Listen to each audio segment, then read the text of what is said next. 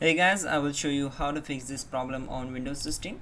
So this solution is applicable for Windows 10 as well as Windows 11 operating system. What you have to do, you need to just follow my screen and we will fix this issue together.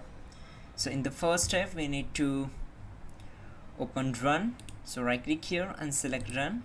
Then simply type here services.msc and hit enter. Once we are here, we need to just scroll down and find out Windows Update. So here it is. We need to right click on it, select properties, and we need to set startup type as manual.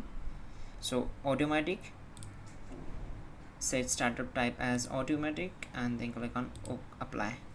We need to start the service and click on OK. You can also click on restart the service from here. Just select the Windows Update and click on restart.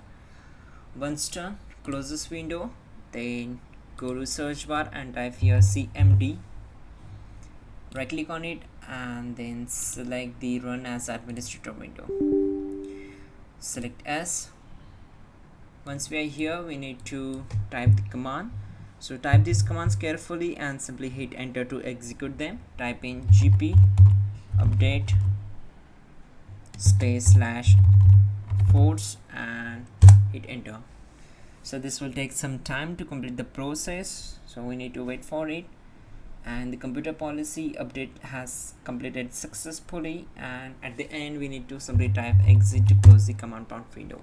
Then simply restart the system and problem will be solved. You can also check out our description link to fix this issue quickly and effectively. That will be a better way to fix this issue.